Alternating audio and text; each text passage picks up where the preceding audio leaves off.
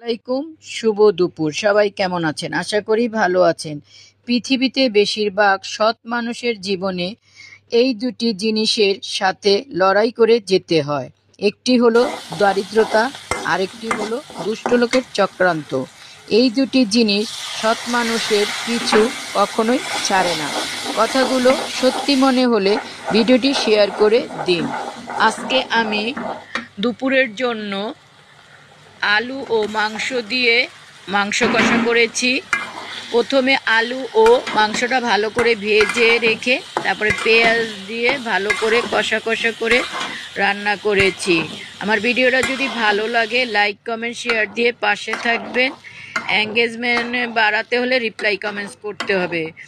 সবাই আমার ভিডিওটা সম্পূর্ণ দেখে লাইক কমেন্টস করে একটা গঠনমূলক কমেন্টস করবেন। এখনও কমেন্ট ব্লক খুলেনি, সবাই আমার জন্য দোয়া করবেন।